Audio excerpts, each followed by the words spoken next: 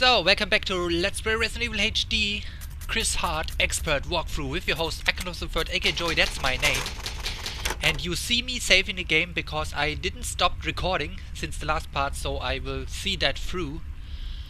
I just hope I had enough time accumulated in the last part, so this one can be a breeze. Anyway, now we go into the door which we didn't get into in the last part.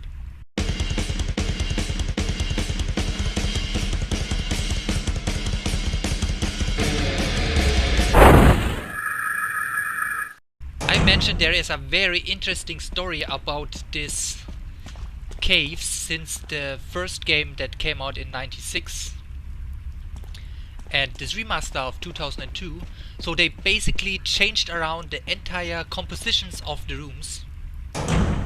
When you go through here, you will encounter this big gaping hole in the ground. And in the original game there was actually a big gaping hole in this area, but nothing was in it. Enrico! Don't come any closer, Chris. What happened? Double crosser. Enrico, wait. Enrico! Umbrella. Enrico! Double crosser?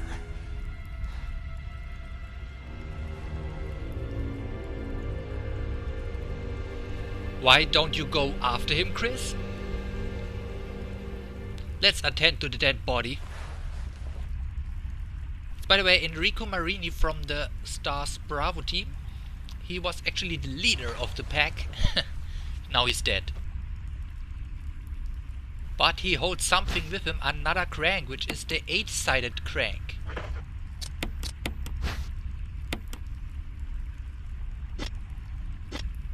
Okay, when we return here we get a nasty surprise.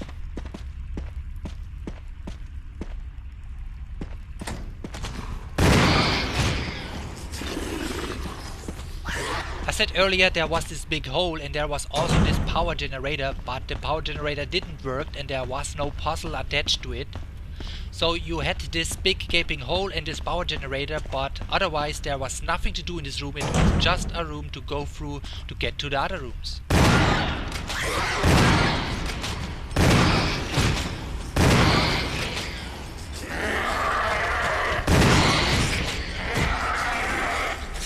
Oh, sheesh. And in the remaster they finally showed us what they had planned for this big gaping hole, which was nothing in the original game.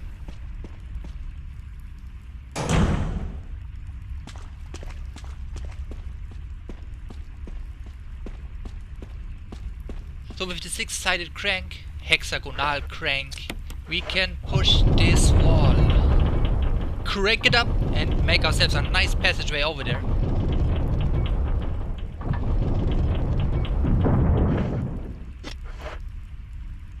I just put away these shells because I don't need them right now.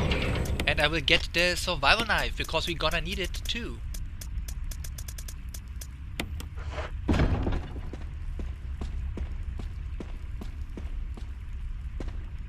And let's remember this green herb. We get to the flamethrower in a second, and here is this big freaking boulder which a lot of people tie to, and I don't know how.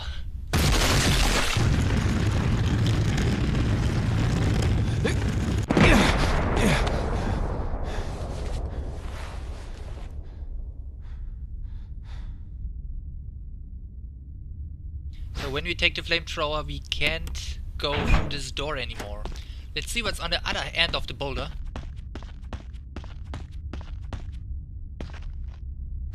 Handgun magazine, no thanks.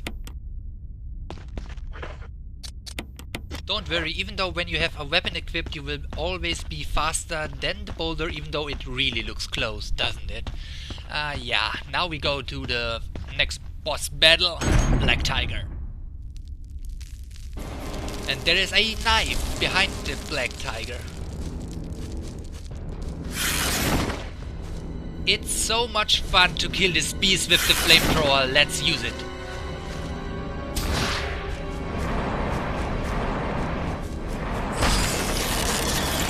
The longer you take for the fight, the more nasty additional spiders come into the room. Get out of my way.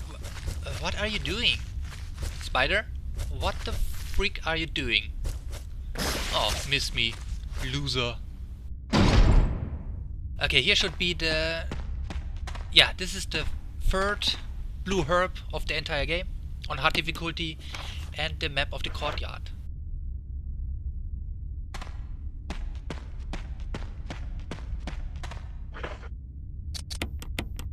As a little side note, here the flamethrower gets hang up automatically, and there is another door which you have to use a broken flamethrower at, and this door doesn't work automatically, so you have to put it in manually. Weird game design.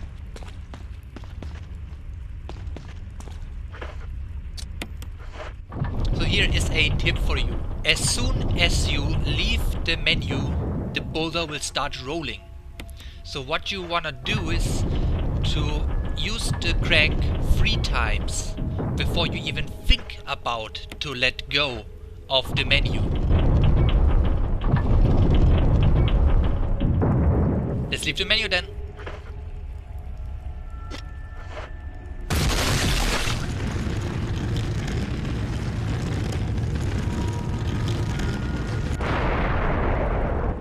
That way you just have to run forward and nothing will happen to you.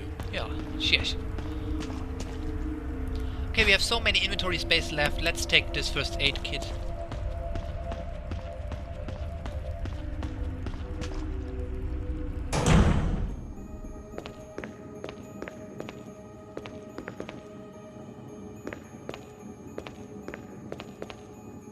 In the original version you had to push this statue to a plate in the ground and then another plate would open in the wall.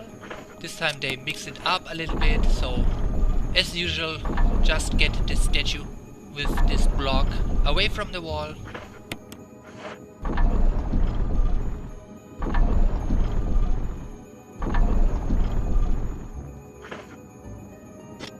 And then let's move it onto this platform in the middle. And I'm trying to work around this room with the modern control scheme. So when we push it up there, it should turn around. Okay. Yeah. This is a good example how the modern control scheme fucks everything up. I mean, for me as a veteran player, I know when I push forward, I move forward, but this time with the new control scheme, every time the screen changes, I have to adopt my movement, my thumb on the stick to move in a different direction. And there are many occasions in which I run past a corner and as soon as the camera changes, I make a 180 turn and run back the way I came. So this can be very annoying. This new control scheme doesn't really fit into the game. But they are generous and you are allowed to switch between the old control scheme and the new control scheme on the fly. If you want to use the previous control scheme, use the D-pad. If you want to use the modern control scheme, use the analog stick. So you can mix it up all the time, if need be. Because I think that both schemes are good, but the modern control scheme is a little bit more flawed than the original control scheme for which this game was designed with. In the end, it's up to you. I see a lot of new time players have a great blast with this new controls, but I certainly don't always do, especially when it comes to dodge zombies. Okay, enough lamented about the new control scheme. Let's return.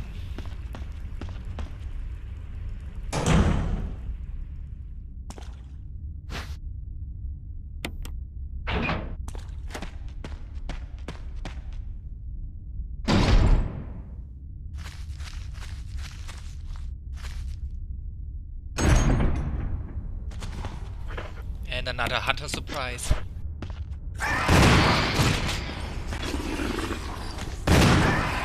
Oh, you little shit.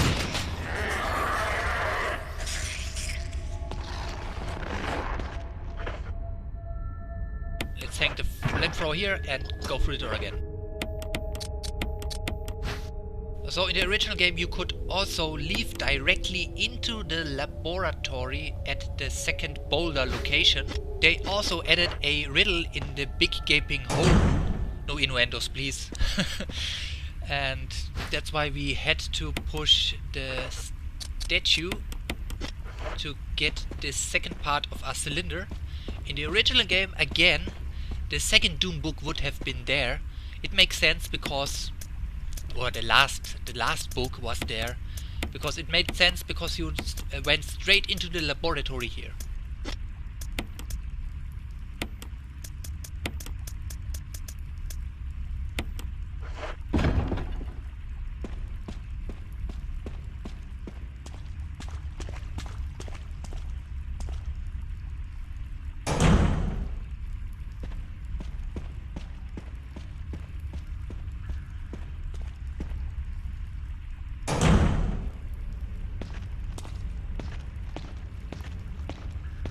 So what have they added in the remaster? In the remake? I always say remaster, this game was released in 2002. It's called Rebirth, man. So the elevator power is not functional, so we take out this cylinder. Or this shaft. And when we combine the tip and the shaft... Sorry. When we combine the tip and the shaft, we get this nice cylinder shaft. And there are numbers engraved on it, so our goal is to line them up, which is a tedious process, and remember the order of the numbers inside. With the right lineup we get the chance to push buttons, and remember it was 4, 2, 3, 1.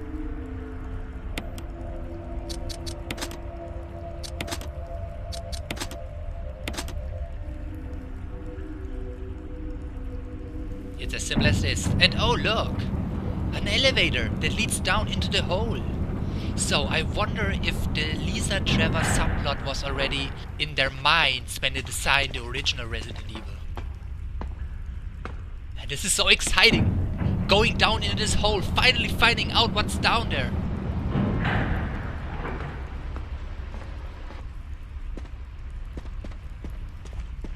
First we go through this door because we need to get something prepared.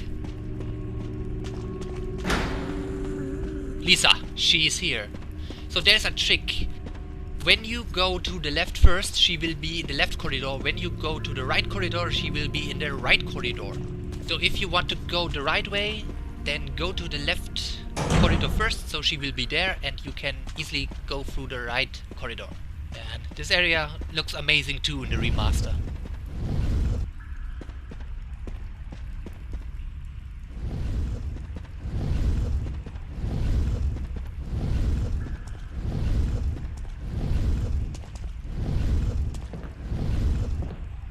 I don't know, man, I feel like as if I should get my GameCube out and play the remaster now that I have finished this game 13 times on PC. Maybe I can finally finish it on GameCube in the exact time. Who knows? And here is a secret area. Climb on the box.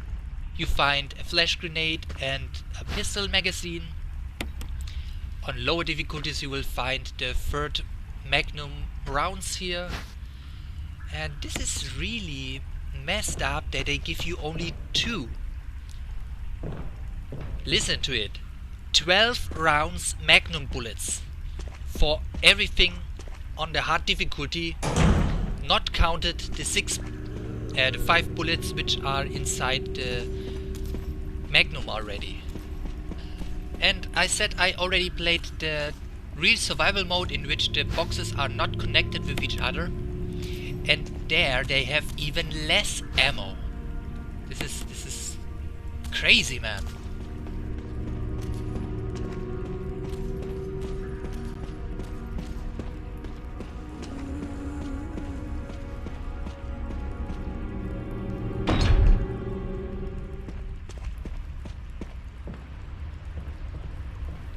as you may have noticed, it's broken.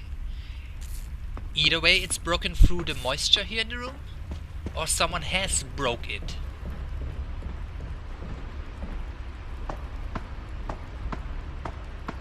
Ah, there's the box we just pushed.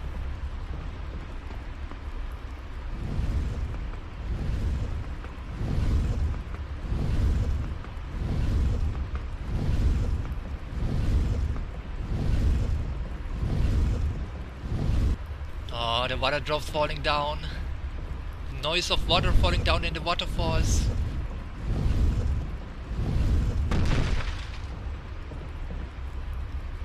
I mean, these are the games we're looking for today. Everything in this game is hand fucking crafted. The enemy placements, the item placements, the camera angles, everything. In my opinion, in my honest opinion, this is one of the greatest games in existence of gaming. But I might be biased because I'm such a huge Resident Evil fanatic fan. And maybe the game isn't as good as I think it is, but to me, I'm so happy that I can finally play this game on my YouTube channel. You know how great I was to get this game running, and having it finally released on PC is such a... It's the second coming of Jesus Christ. Oh my god. So if you want to unfollow my channel because I'm a fanatic Resident Evil fan, then...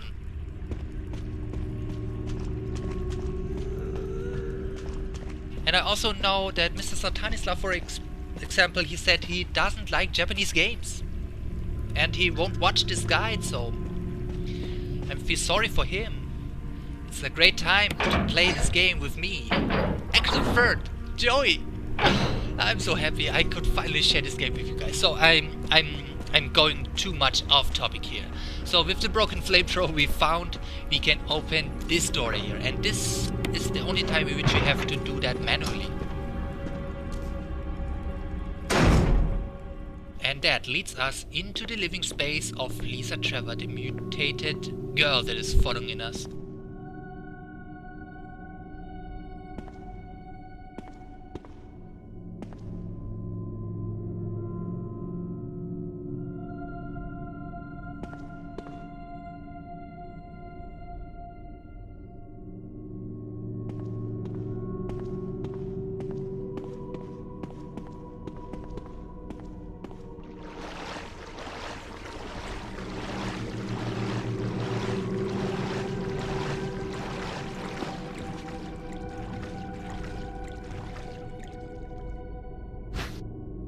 And another jewelry box.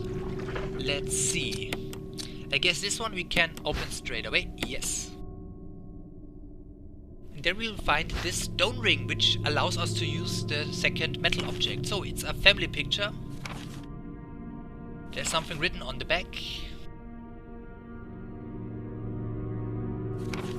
From 1967. Leukemia progenitor virus administrator Jessica. Virus fusion negative. Action disposed. Lisa administered type B of the virus. Positive but delayed fusion. Body modification observed constant results. Status continue protective observation. George, action terminated. George Trevor is dead. So maybe they found his body in 1967. That's why we didn't find his skeleton.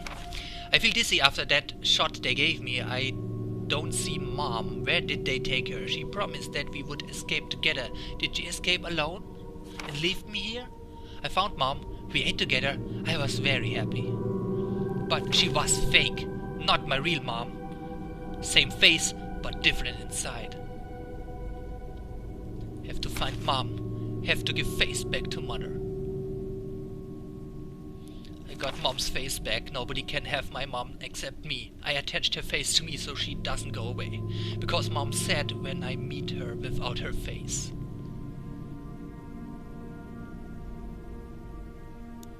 From inside box, scent of mommy. Maybe true mother there? Stone box hard. It hurt. Steel rope in the way. Can't see mother because 4 stones. So they reused the same family picture 1,000 times.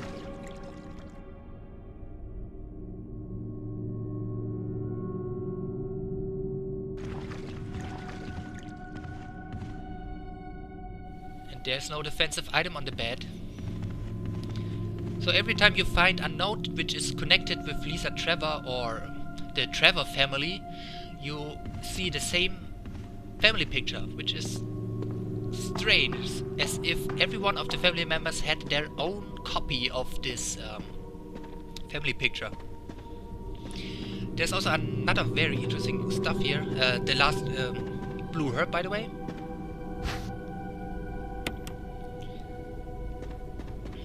A couple of watered old barrels containing what looks like water. So she seems to have something to drink. And I'm not even sure if she's eating humans.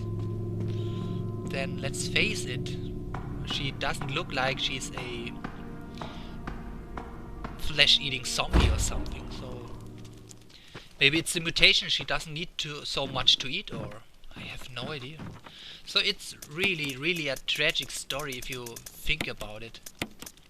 Spencer built the George built the mansion for this scientist Trevor in the 60s. It was planned from the beginning that he had to die, and that they used George's family as test subjects. They all fell for this scientist, Mr. Spencer. Really odd. And this letter also mentioned a progenitor virus. And if you had the GameCube back in the day and played Resident Evil Zero, this is actually the story of the progenitor virus. And this progenitor virus got then perfected by 4 people. William Birkin, Resident Evil 2. Alexia Ashford, Resident Evil Code Veronica. And look, where's here? The dummies! Hello, dummies! That one is really dumb, he doesn't even move. Alexia Ashford, Sir Spencer, did also work on the progenitor virus, which was then the T virus. And another dude, which when you play Resident Evil Zero, he also worked with that and he combined it with leeches. So the T virus, everything comes down with the progenitor virus. And in Resident Evil Code Veronica, you play Claire Redfield, Chris Redfield's brother. I say, she's a tomboy, but her sister, his sister. And it all goes forth to Resident Evil 5, which is when the progenitor virus finally gets destroyed. Just a little fan note canon explanation of how this everything is. I think you don't care about that, but I had nothing better to say in this video. Thank you for listening anyway. Okay, back to the game. We have now the metal object and combined the metal ring with the metal object and are now able to leave the mansion once and for all. But not without to see the dogs.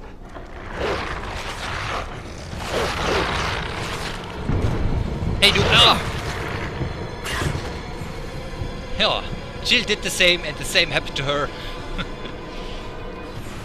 This is a location which I didn't show you. In the original game there was no exit to the courtyard and there was no secret door below the steps, but this time it is. And you can imagine what we'll be facing there in the next episode.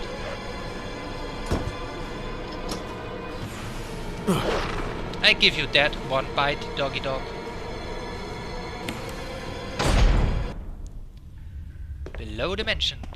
So I guess the caverns below the mansion and in the courtyard are basically the caverns in which they hollowed them out to get construction material for the mansion, and that's why these caverns exist in the first place. Or maybe they wanted to have another entry point into the laboratory we will face in the next episode. All that in the next episode. So thank you for watching and listening to my little story, and please write comments, like the video, share the video, and tell me what you think about it. And I say goodbye, see ya next time.